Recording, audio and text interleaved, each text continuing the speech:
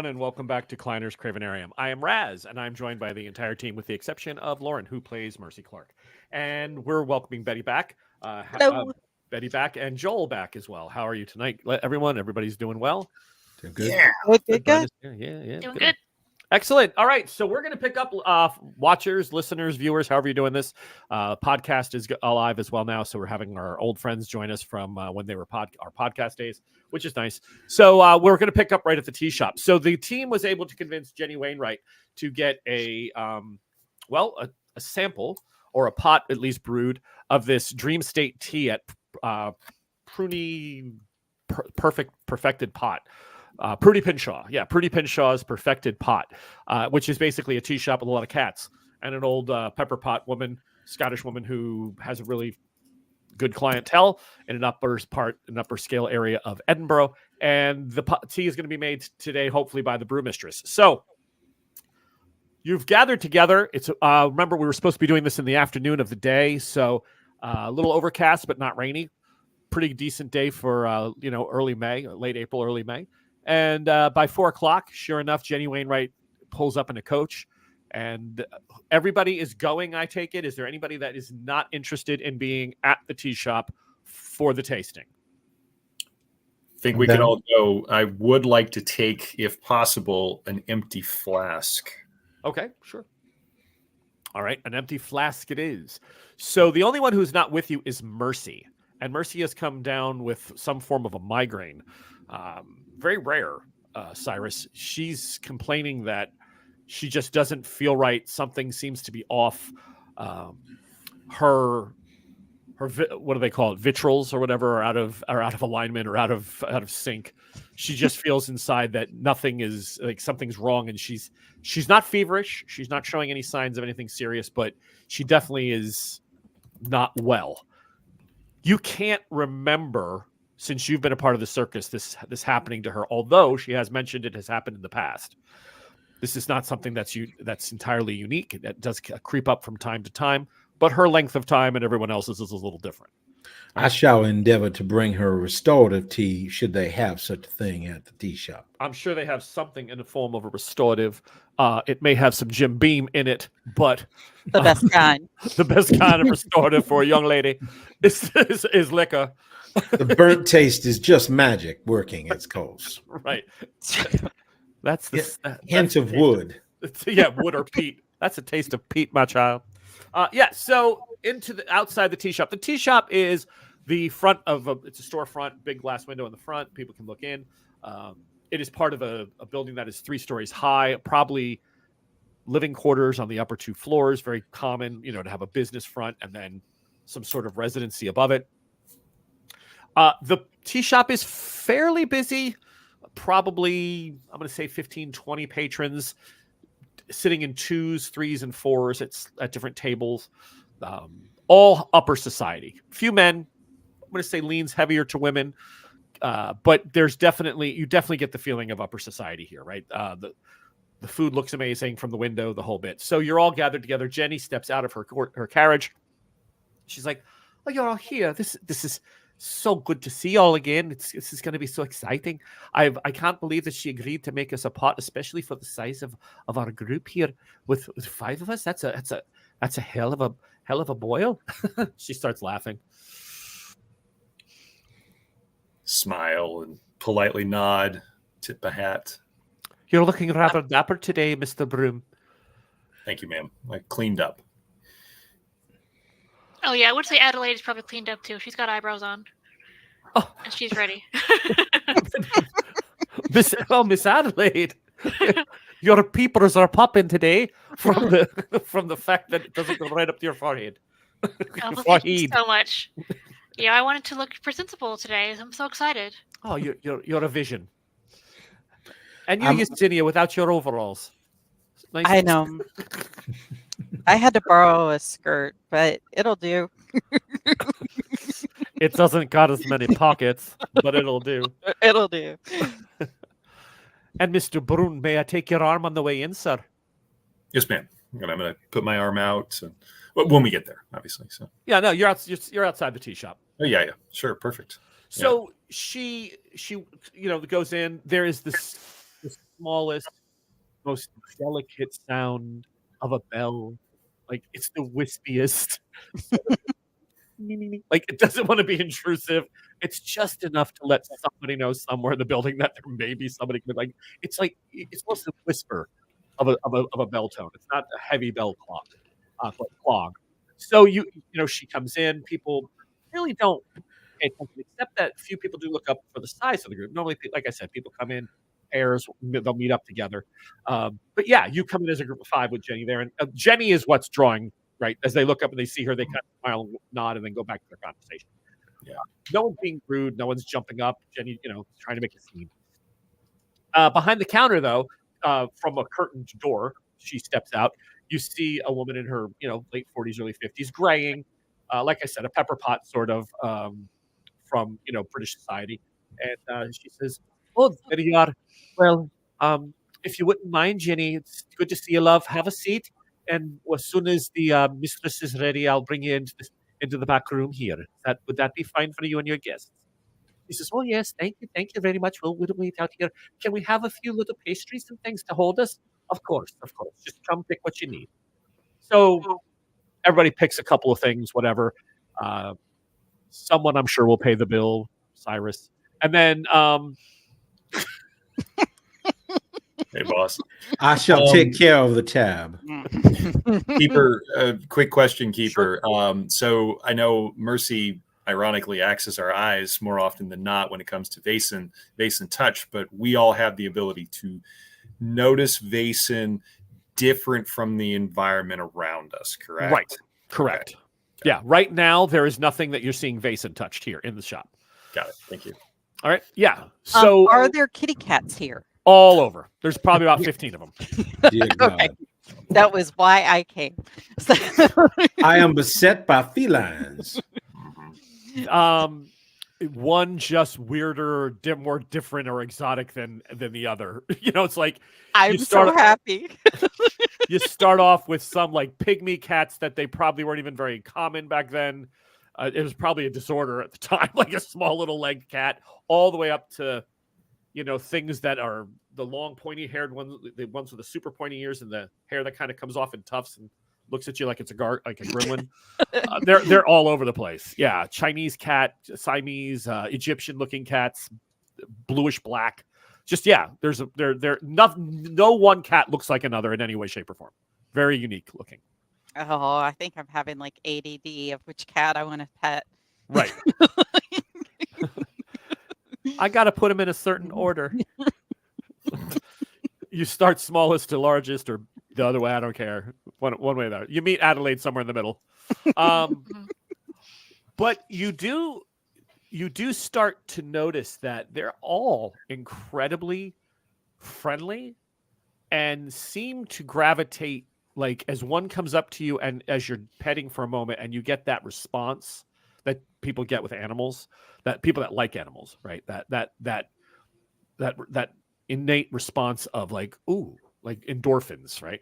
Mm-hmm. That cat will then make way and another will come up and almost present himself or herself.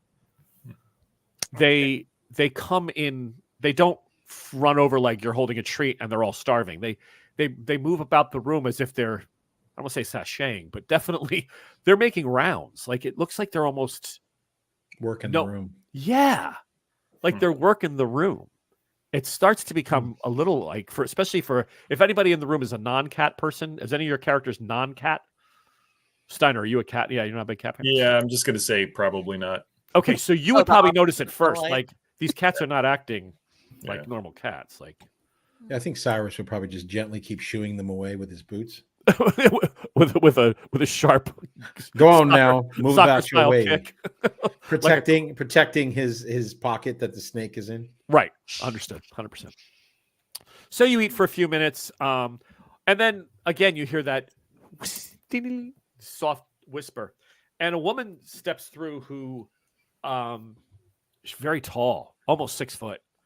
She has like chestnut brown hair, thin, probably.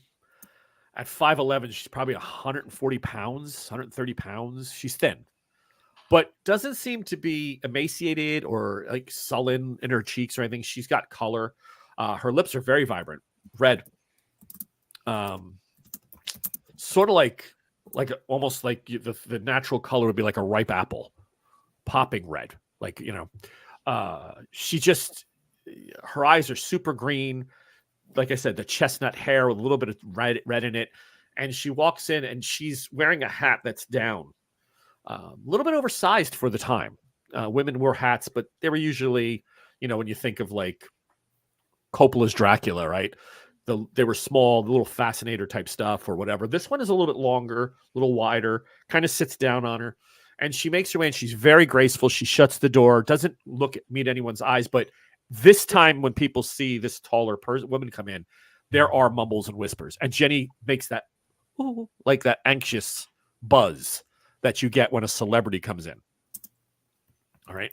And she makes her way, and she doesn't even meet eyes. She kind of just skirts her way between the tables. The cats all step to the side, and she makes her way through and goes into the back. And then as soon as she goes through that curtain, Pruny follows her in. And Jenny's like, she's here. She's here. It'll be soon now. It'll be soon. Who is here? Who is that elegant stranger? That's the brewmistress. She's the only one who can make the tea. This particular pot, it's made special. She comes in only for this one recipe. How very enchanting. Does she ever speak? I've never had the opportunity to make her acquaintance. I only know her by her last name. Which is Ashbury. Ashbury. Yes, she's stunning. She's a beautiful woman. Mysterious. She is indeed. I find myself drawn to her. Well, very tall. She is. And it's hot. I wondered several times. I've made inquiries behind the scenes a little bit, and it's always interesting to find that no one even knows. Has an assumption of her nationality. Her name could be of the British Isles, but she doesn't appear to be British. I don't. At least I don't think. I don't think she has that standard look of the Romano Celt or the Briton. That salt of the earth look. So she's not from around here? Do you know where she comes from? Oh no, Adelaide, I don't. That's the whole thing. Just comes in, makes the pots of tea, and makes her way out. Wait, I think we're being flagged. Yes, Pruny, and you see her making the motion to come on up. Come. Now people are buzzing. Cups are placed down. The cats all stop moving around, and they all just watch you walk past. They are all literally just eyes locked, watching you head towards the curtain and the back room. So I'm going to stop because I've been around animals quite a bit in my younger years. Yep. And I'm going to just kind of kneel down to one of the cats. And I'm going to hold my hand out to it to see if it even moves. It just looks at you. It does not approach. It doesn't rub its face. There's no sign of. It just sits there in pose, staring you in the eyes. Cyrus is something very similar, and he sort of nudges the cat very gently with a boot so that it looks at him and says, "What do you know that I do not know, Mr. Kitty?" The cat just looks up at you. Give me an observation roll. Both Cyrus and Yesenia, please. Observation. I think I would know this by now. Empathy. So 2 plus 5 is 7. Damn. And I got to roll one more time. That is 1 success off of 7 dice. Oof. I also have 1 success. Yesenia, the cat's expression has one of sadness. Cyrus, you don't see sadness. You see like it's someone's taking a measure of you. As if someone was looking to take Sizing you up would be the American version of that, right? Taking a measure. Cyrus takes his cigar out of his mouth. Don't you burn that cat. Why would I burn a cat? He takes it out of his mouth and he stares at the cat, like very considering this, Uh-huh. and then slowly flicks the ash off, not on the cat, but near the cat to see if the cat moves. No. How very unregular. Hmm. And then turned. There's something unnatural about the felines. I fear we have much to learn. I must admit I am trepidatious of the tea. I am as well. Ginny's just like, think- are you coming? Adelaide, come on. Come. I don't want. Yeah, I will go, but I don't think I'm gonna actually drink the tea. Yeah, I was going to say that. I never planned to drink the tea. I'm going to fake drinking the tea. Yeah. You had the most expensive pot of tea brewed Hey, that's for the okay. sole act of not drinking it. Hey, other people can play the guinea pig. Not all of us need to be acting crazy and stoned. You came to the tea shop Well, with you know, Ginny, yeah. paid £7 I want to see to what Jenny not does drink when the she's- tea. Yeah. Brenna's worth the. If Brenna stoned on tea is worth the price of admission. Adelaide, I mean, she was going to play it safe because she feels bad for freaking out with the tree. But hey, if nobody else, Nobody was really, going to. Even no Chris one is told like, her that this was a ruse. No one told her that we're just pretending. that's great. No, none of us planned on it. The only one that would have graced to drink the tea is not here. Yeah. I want the tea. To be clear, that's part of the reason I brought the flask, just so Yeah. we can have Lucy look at it later. I just know. The answer is no. All right then. All No. right. No, Adelaide, far thanks for too- drinking the tea. Yeah. I am so All right. So, absolutely befuddled right now. well, then, if there Okay. are multiple people that are not going to drink the tea, Right. So I all right. Yeah. I shall play a let's guinea get- pig as long as there are others that can watch to make sure I do not kill myself with Let's- my own cigar. We'll do Let's that. go in and let's see what let's just go in. And we'll see what happens to Jenny when she starts to drink the tea. And then we can all decide. Yes. Well, that Okay. was the plan, right? I don't know. Was it? Jesus H. God in heaven. It's so funny that we all had similar plans and no one told each other. That's very funny. But I'm like, I'm not really gonna drink it. Are you gonna drink it? I don't remember promising you that we were going to drink it. I just. That's I so don't funny. think that anybody. I don't think any viewer. I think the viewers are like, thank God they're not going to drink it. But the GM is sitting here like, that's a lot of work. Everybody was supposed. I mean, you came for the Oh, and we were tea. talking through the whole thing and Mercy was going crazy talking to Jenny about it. I'm thinking like, that ain't gonna happen. That ain't gonna happen. Yeah. Excellent. All right. All right. Let's find out what happened. So you go back in. You are brought into a room that looks far more like a gypsy's room for a seance than it does a tea house. This has the opposite feel of Pruny's perfected pot out front. This room has the ceiling is painted in the perspective of the cosmos up top, like the stars going away as if being drawn maybe towards some large void, which today we would call like a black hole, right? Something is just pulling on the cosmos and stretching it is the look. You have all of these fetishes and things that are made to enhance the psychotropic effects that may happen when you take, opium or dust or whatever, like whatever the things that you. This is a room that is built with a purpose of expanding the mind, Mhm. giving you the tools and the safe place in order for you to see beyond sight, to do the things that the third eye needs to awaken and to sense. Hence the name of the tea. And at the table are placed, 5 teacups, but no teapot yet, Is and the 5 chairs. Is the brewmaster in the room with us? She is not yet. She has not yet entered. Okay. I'm going to be watching her when she comes in, not taking my eyes off of her to see what she does and how she behaves. Okay. So, you sit down. Jenny is buzzing like she's about to meet, I don't know, her favorite male star sex symbol guy, and she's just so excited to pay $25 to get a pic with him, that kind of thing. Like she is in line, like fangirling, but she's sitting at the chair. She's a buzz. She's like, this is only my third time. And oh my God, the first two were so amazing. I just can't believe it. I can't believe that we're all going to be here. We have to hold hands through it. All right, we'll all hold hands after we finish the tea. Takes a few minutes. We'll hold hands, and then we'll all know, and maybe we can share a vision together. So you've drank the tea before, Miss Jenny. You Of mentioned course. you went once. Is it once? I thought it was twice. Oh, maybe it was once. All right, because you mentioned someone took you on a date here. That is true. Oh wow, that's an expensive date.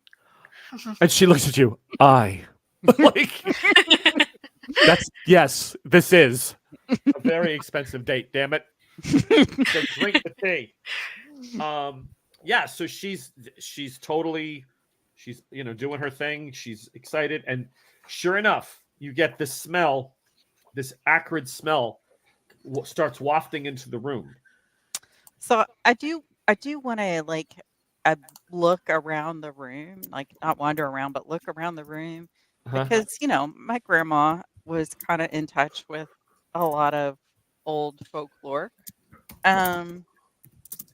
Do I see anything that looks out of place? Like I know the room has thematic for the experience, but do I see anything that gets my spidey sense tingling of, hey, this is a little unusual to happen here? Go ahead and make a learning check for me. Learning. That's And logic. how further would you describe the smell? Is there any mold? Earthy. Earthy. I like that. Like earthy as in mossy, or earthy as in dirt? As in mushrooms? As in, it has a very earthy smell. To get more, you'd have to taste it. Zero. I got no successes. All right. So Oh, everything in here, Yesenia, to you, there is nothing in here that screams fraud beyond the things that you've normally seen. Like, Okay. Are crystal balls usable by some people? Yes. Can they be fraud-like if in the wrong hands? Sure. Right. Is the wicker, that's the wicker star, the wicker square with the 5 angles, the pentagram with the 5, yes, pentagram, right? The one that's woven by hand, it's on the wall. Is that traditionally something that's applies to the occult? Yes. If someone doesn't know what they're doing, does it matter? No, because it's worthless. So that's what kind of stuff you see.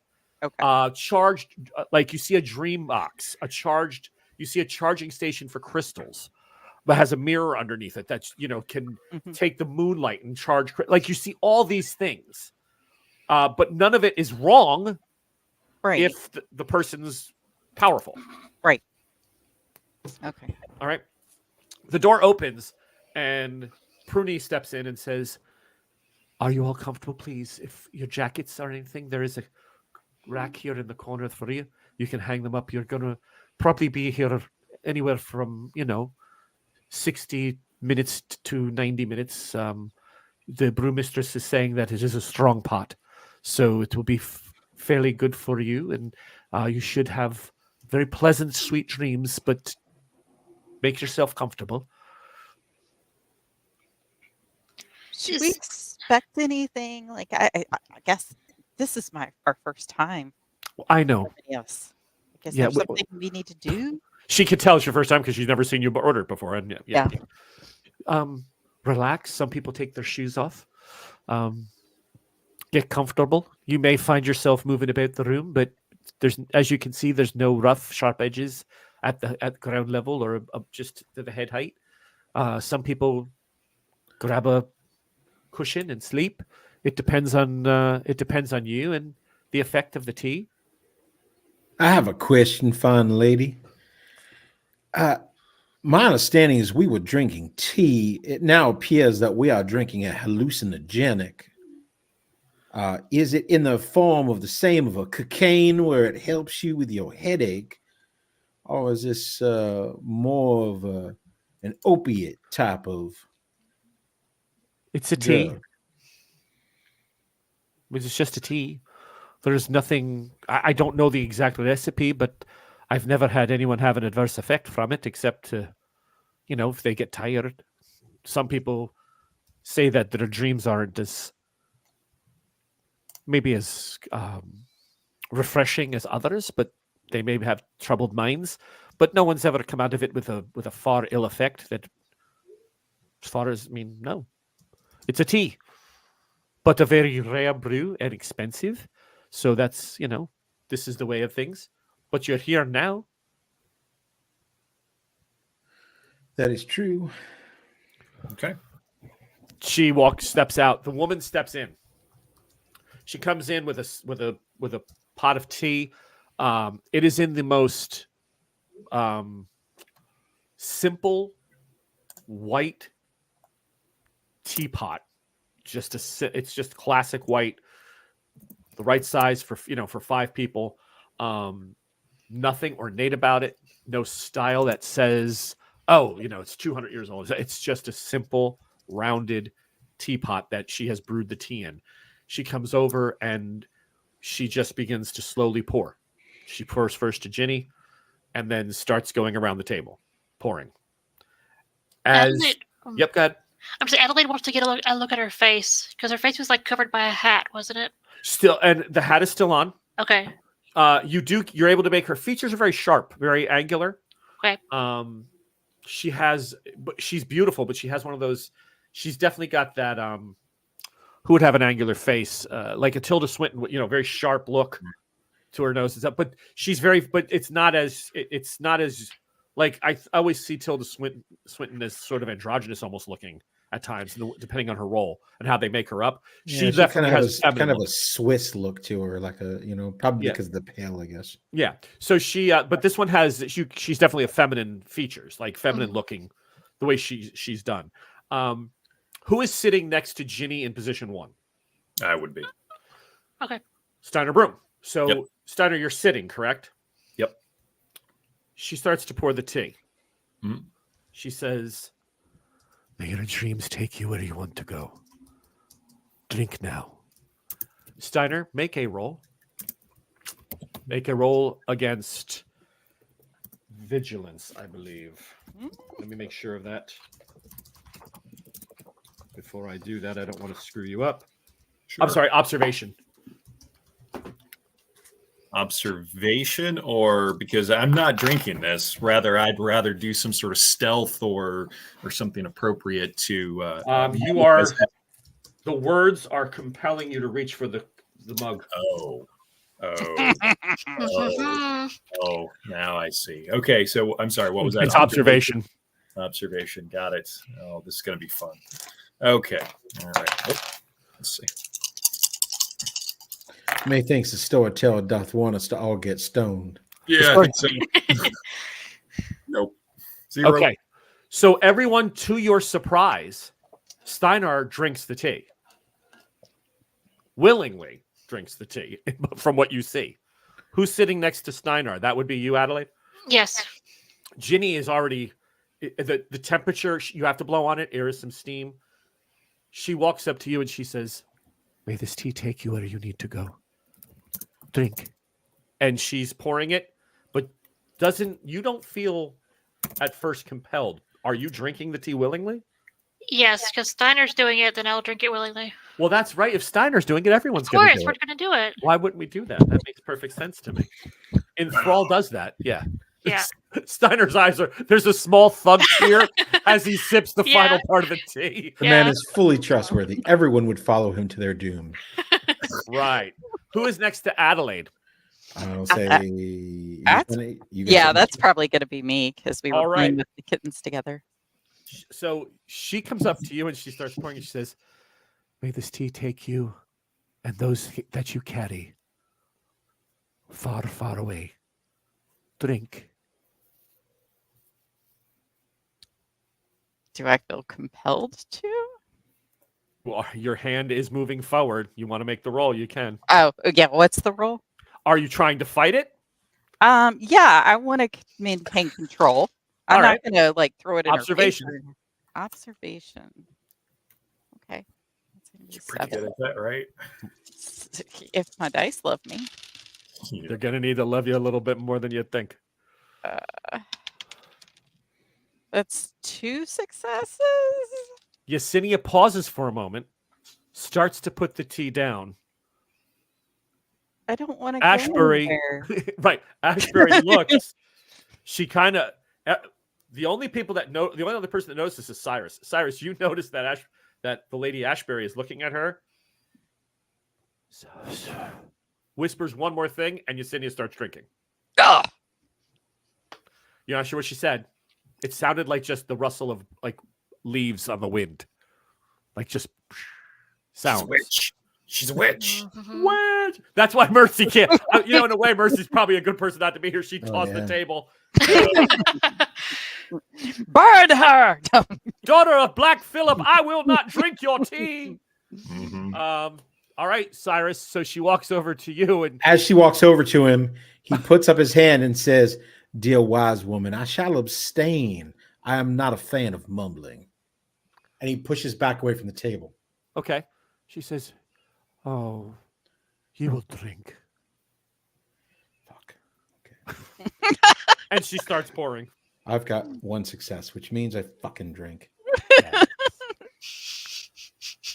So, the viewers, that's called having to do something unsightly and unseemly. But the creature does have the ability to enthrall. So I was trying not to go down that road. But since the players are being stood up for good, You're being willful. I had no Dare choice. us. you. Right. Sometimes Somewhere- you got no choice but to just say, drink the tea. There is a viewer and or at future a listener saying, "Don't do it. Don't do it." I'd be in their camp, by the way. You awaken. As far as you can tell, it's pretty late, mid evening. You were naked on a cliff. Don't jump ahead. Sorry. Is everything still on our person? I'm checking myself. Just patting myself down. 100%. Including the flask I brought. Flask you brought is on your person. Okay. You are back in your wagon. I love it that Steiner's immediate thought is that it was a grift. I love that. That's awesome. I think I like Chris just a little bit more. Is my pistol on my hip? Do I have bullets? What's going on here? What the hell? My wallet's missing. Yeah, you're all in your wagons. In your individual wagons, you start to wake up. All the way back at the circus in our wagons. Yeah, you're in your wagons. I'm a little panicked. That is I- disconcerting. I'm a little panicked. Where are the puppets? The puppets are. Do they normally sleep in your pocket while you sleep? It'd be uncomfortable, so they must be sitting on their shelves or wherever they normally are. Okay, but they look like they Your don't puppets. look unusual. Like they're Oh. not facing the wall or anything weird. Oh, They're just sitting there. All the puppets are facing the wall. Yeah, It happened once before. right. They didn't want to. They didn't want to be seen. But yeah, you're all sitting in your rooms, in your wagons. But the funny thing is, as you kind of get your sense of bearing, you hear the carnival music starting to play outside, and it's awful late at night. Oh no! I'm gonna hurry up and get dressed because we're late for the show. Yesenia thinks, "Oh shit, that's my cue." Oh my God. Late for work. I'd like to step out. Is there someone nearby that I recognize? One of the helpers, a clown, anyone? Is anybody else getting ready to go to the show? Check out what's going on. Ringmaster probably is but it's like, what the hell? Because I look out the window. Yeah, I look out the window. Yeah, there's a glow around the camp, so there's definitely either cooking fire or something going off on the, not far from your normal camp where where your wagon would be. For those, just as you exit, I'll describe what happens if the others exit. Just I need to know if everybody's leaving their wagons or staying put. Yeah, Adelaide is leaving her wagon. Okay, yeah. I mean, it makes sense. So you're back at the camp. I just didn't know if anybody wasn't going to see something. So as each of you exit your wagon, you come out, and there is debris, detritus, boxes, all kinds of things blocking your way and leading you down a path. The music is still playing off in the distance. I But need to have. I need Yep. to have all of my puppets. I need every puppet that I can muster right now. So I'm gonna run runs back back to in the my wagon and grabs her puppets. Is Oscar with me? Is he in the wagon? You do Last not see night- Oscar in the wagon. Okay.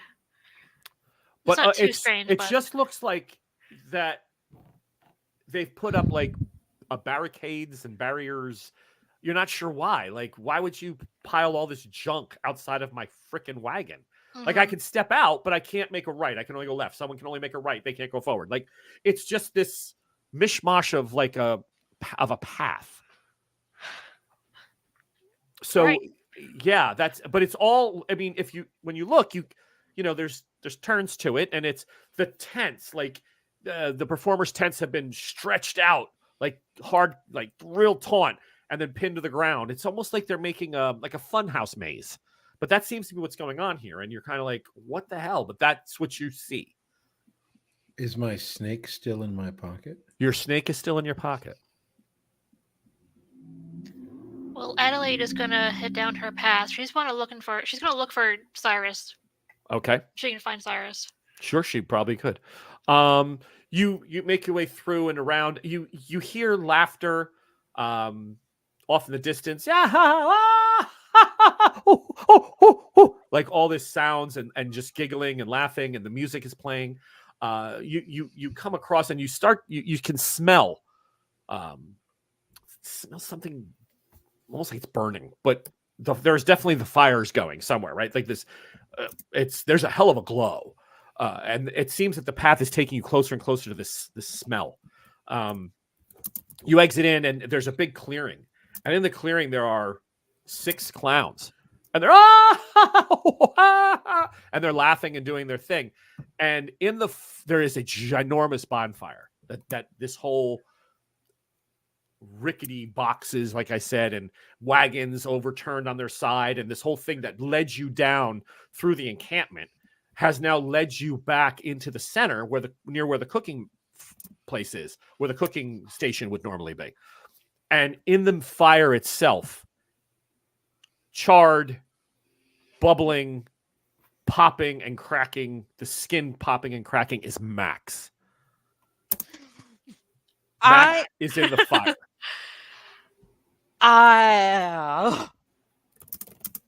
Okay, How well, many of us are there? All of you are appearing from different angles into the circle. How realistic is it? Hyper realistic? Is there any part of us that does not believe, that questions this? Yeah, Because that's important to know. yeah. That was where my mind was going to. You can attempt to question it. That would be a vigilance roll. Okay, I'm going to attempt to. Same. Okay. Same. I'm going to go try to grab some of the sandbags and throw it on the fire to try to douse the flames to get Max out. Okay. 2 successes on the vigilance. Okay. Nothing. Not I. yeah, I think You have Adelaide- nothing. Cyrus, you smell the hair burning. You smell this. You hear the popping as the fluids inside of Max have boiled now and are breaking through the skin. I run to knock the boxes off and get him out of there. You're standing not far from him. I mean, he's in a bonfire that's 15 feet round. I mean, it's massive. It's just they're burning all kinds of wood and debris. He's screaming, "Why would you do this? Why would you do such a thing?" Steiner, you're fairly. It feels very real. Yesenia, you grab a sandbag. It's very heavy. Adelaide, what are you doing? Are you standing there? Adelaide goes to where she runs to the clowns and is like, "What are you doing? Help us put out the fire. We have to save Max." Okay, so they're just laughing. Yeah, and she's like trying to shake them and get their attention, but right. Yeah. The ways that you each came into the circle. Adelaide, you kind of look back for a second. You hear a noise. Now the other toughs and circus acts and people that you have come to know over the last few days since you joined the circus as close compatriots to this team of cravens, right? This Kleiner's circus. All of them are wearing white paint like a clown. So the entire circus itself has now dedicated itself to the clowns. So they're mocking me. Is that what you're saying? Well, they're Yes. They're mocking my white face. That's what you're well, saying. they're definitely in whiteface. I'm not going to say they're mocking you. The one clown that everyone knows as Ditch Boy. Ooh, Oh, lovely. yeah, just great. Ditch Yeah. Boy steps forward and goes, Bossy man, you pick first. Poke. And Ditch Boy holds up a broken glass bottle. Stroke. And you see the next clown that is standing next to him, Simeon, holding a machete. How about soak? Clarence is a crazed-looking clown, as possibly one of the worst, is holding a straight-edge razor. He said, or what about rope, joke, or dope? And that is the funniest little family of clowns, Mudface, Louie, and Squaw. And we will post these pictures for our viewers and listeners. They are all holding an implement of killing of some form or another. The only one that isn't is Mudface, the one you see pictured, I believe, on your left. Mm-hmm. Mudface just shows red-stained teeth as she smiles. Mm. So he goes, pick, bossy man! Steiner pulls out his saber immediately. Steiner, you pull out Steinar's saber? No. I pull out my saber. That would be Cyrus, and that's Cyrus. called a Freudian fear slip, and I love that. Ding ding for the story. What did I say? I said I pull out my. No, you said Steiner. Oh, did I? Steiner, you pull out your saber and you cut them. I personally hate clowns with every fiber of my being. So Ditch Boy is holding the bottle, and he says, "You pick, bossy man." I shall pick rope. Oh, that's you, Louis. The French kind of clown steps up and snaps the cord like a garrote. Everyone, with the exception of Cyrus, sees Cyrus and Louis disappear. Uh-oh. Mistress of the wee folk, picky, or we start to pull the strings out of your belly. You pick, but no pick rope. Bossy man, pick rope. All right. So at this point, Yesenia is starting to be like, yeah, but now it's because everybody hates the clowns. Like, this is like my wake up, like ding, ding, ding, ding. Everybody hates the clowns. Why would they dress like the clowns? Right. So can I try to determine what this is? Mm-hmm. Did you say vigilance? I did. Ooh, that sucks for me. Okay, 3. This particular Vason is so magic strong when it. Oh my god, I got 0 successes. So okay, so you don't get to pick. I run. No, you stand there just trembling, and you hear, "Let it be soak. Let it be soak. Let it be soak." And he starts walking towards you, and Yesenia and Clarence disappear. Soldier boy, sad little soldier boy, will anyone weep for you when we sew your face onto our pillows tonight? Pick! You know, there are certain types of fear responses. I'm going to get aggressive, and I'm going to scream, just like a feral scream, like a soldier would in these circumstances. And it looks like Ditch Boy's my man. Let's do this. Adelaide, you are alone. Steinar and Ditch Boy disappear. Okay, yeah, she's grabbing for her knives. Does she have her knives? Sure. She usually has them. Okay, so she's just going through her skirts for her knives. Okay. So Ditch Boy was what? He was the sharp object? He was bottle. The bottle. He's Poke. He's known as Poke. Poke is gone, Soak is gone, and Rope is gone. You've got Dope, Joke, and Stroke.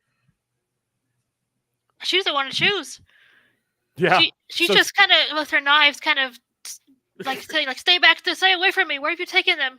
Get away from So- me. Stroke with the machete, who is Simeon, and his balloon starts walking towards you, and he just licks the machete like long, and you both disappear. Great. And as you all disappear, you just hear this cackling laughter. And that's what we'll call it for tonight. Okay. Yeah. I want to thank everybody for listening to this episode of Kleiner's Kravenarium. Something obviously is magically going on. The team, though, are fully vested in the horror of it. The tea has taken them into a place that they were told was normally not usually too bad for most people. Mm-hmm. Hell no. This is a horror waiting to happen. We're going to be doing this in a very interesting way next time. I'll explain it. It may take 1 or 2 shows, probably 2, because each player is going to be facing their fear independently, but we're still going to keep everybody in the same group. So we're not going to split these up to do like 1-hour episodes. It would just take too much. We're going to compress it into vignette little pieces, going around the table and kind of keep everybody motivated with it. But you'll find out more about that next time. But I do want to thank my players as always. This was interesting. Listen, I was prepared that you may not want to all drink the tea. I was not prepared for none of you were going to drink the tea, which was kind of, thank you for that as your GM. We always appreciate that. But from all of us here at the Bardic College, I'm Raz. My players are phenomenal. Please put more comments. Oh, and by the way, thank you for our big first comment on the podcast. Somebody said that they're absolutely in love with the show and they really hope it's going to keep going in a great direction. So thank you for that from episode 2. But these are our people, Chris, Betty, Brenna, Joel, Lauren, who's not here, and of course myself. And until next time, don't forget we're the Bardic College, and we are also part of a Sleepy Buddy production. We will talk to you all next time. Good night, everybody. Good night. Good night. Good night.